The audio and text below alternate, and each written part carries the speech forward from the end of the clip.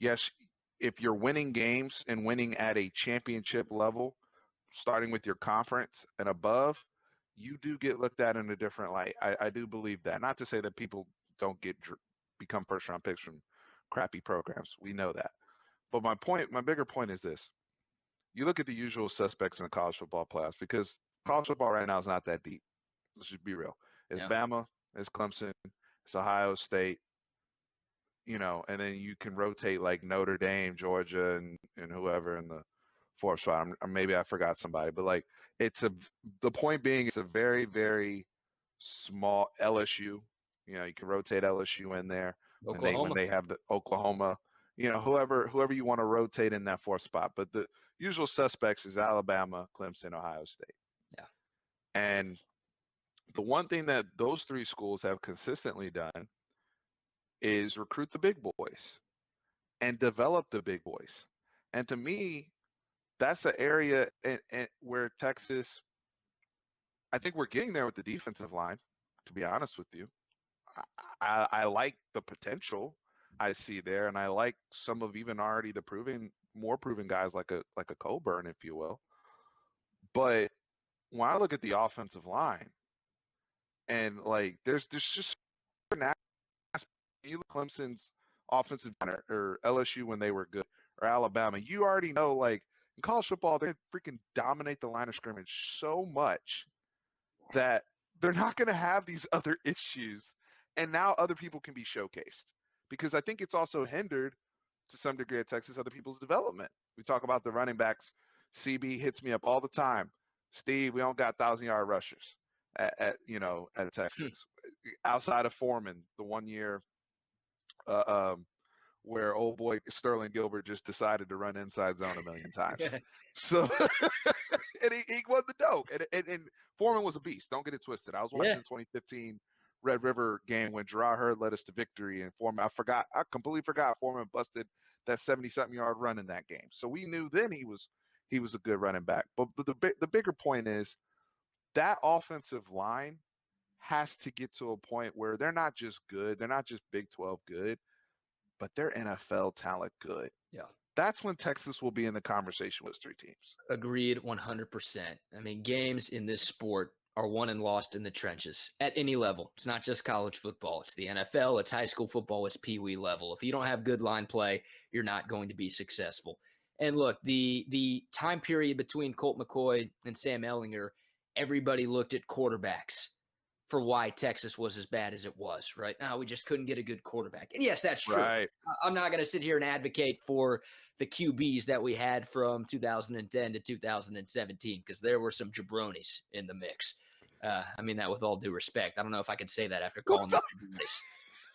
But a massive issue for Texas, like just as big of an issue for Texas during that stretch was not only did Texas not have an offensive lineman drafted in the first round during that 10-year period, Texas didn't have an offensive lineman drafted at all from 2008 to 2017. That's a decade, Steven. We're talking about the University of Texas. Tony Hills was picked in the 7th round in 2008.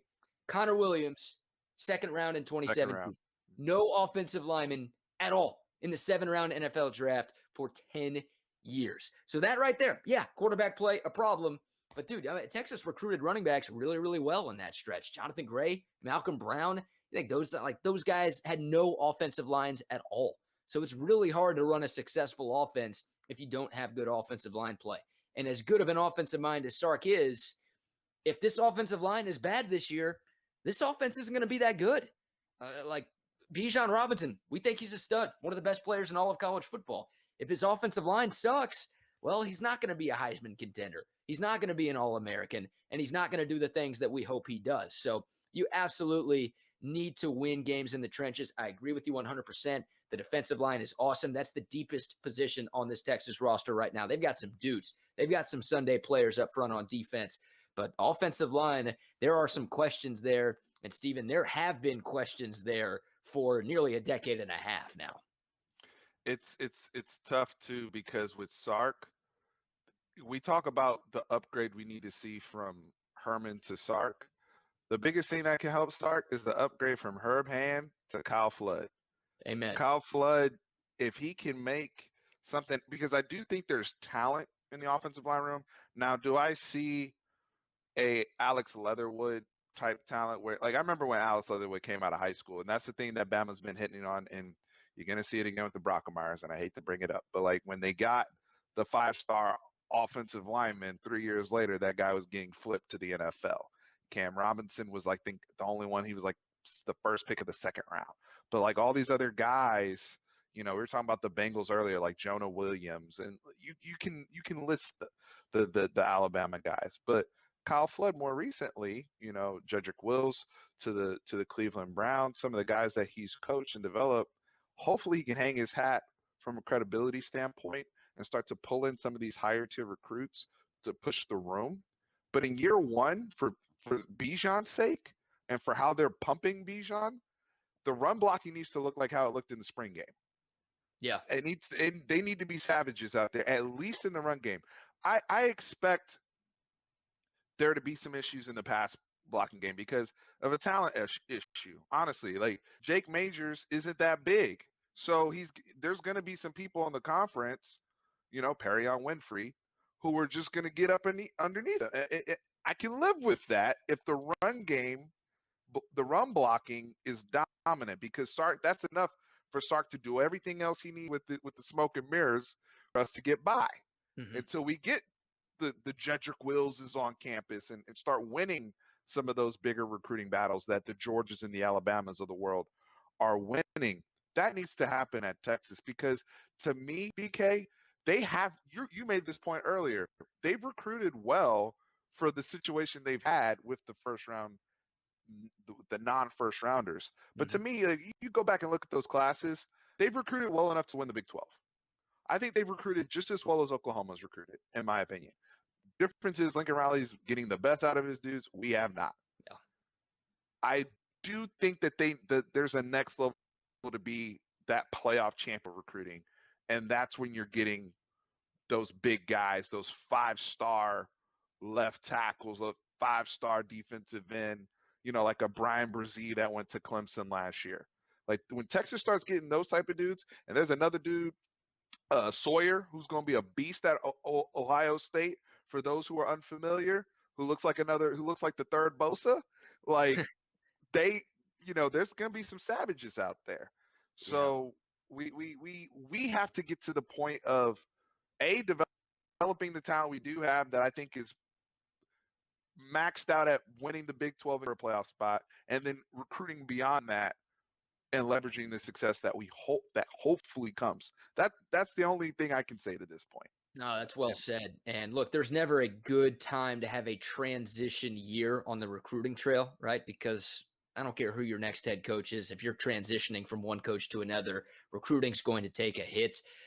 This Texas 2021 offensive line class, like state of Texas, 2021 offensive line class was historically good, and Texas missed out on just about everybody.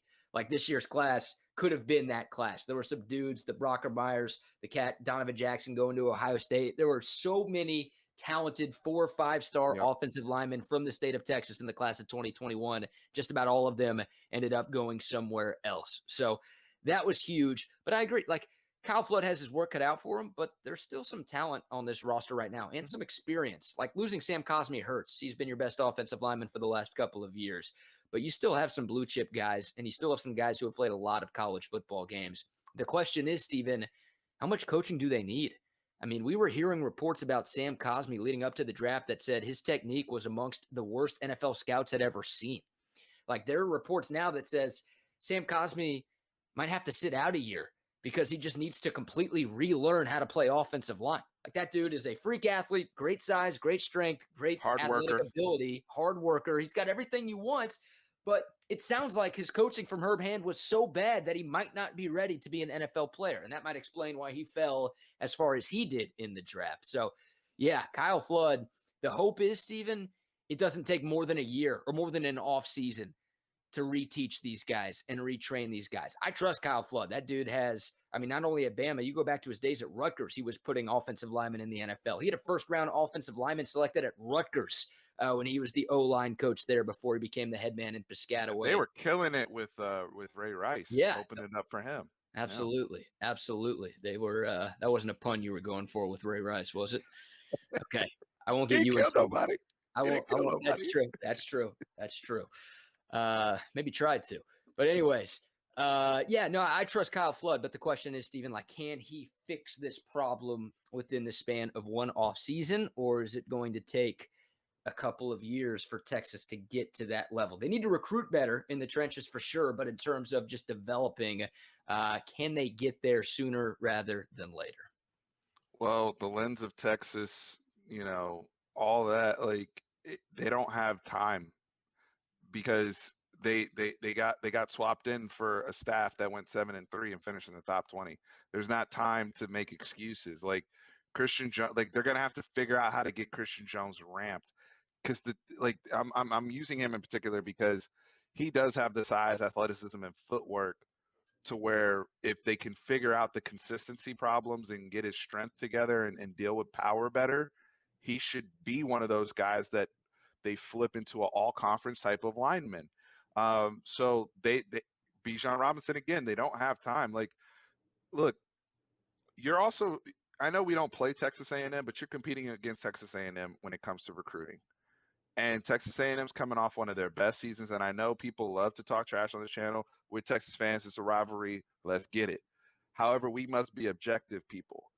And if you watch Texas A&M play football last year, they didn't have all these people. They still have question marks at wide receiver. People transferring out of the program at wide receiver, but they were pounding the rock. They were pounding the rock and they were throwing the ball to the tight ends, and that worked for them. And I'm not saying that's the style. That's nowhere near the style offense that we're running with Steve Sarkisian. But my point is, they established that physicality, and they do have good, pedigree on both lines that the NFL is looking for, because ultimately that conversation you want to have with those kids, and that's a Yeah. conversation that they can have with other high school kids in the state of Texas right now. That's what I'm saying. Kyle Flood needs to fix it quick, at least to say, you know what, Bijan Robinson did what he was supposed to do. We blocked for him. Now we go. Now we need some more savages to really get this thing on and popping. I'm cool with that. Mhm. But this Herb Hand stuff you're bringing up about technique problems Yeah. with some of the more talented guys and the NFL guys, when they dig in the film and start nitpicking on things, that can't happen anymore at our program. You never hear that about Alabama linemen or Clemson linemen or Georgia linemen. You never hear hand placement issues and why is his feet all over the place. You never hear that crap. Even some of the smaller schools don't get that rap. So we have a lot to battle on the perception front. Last thing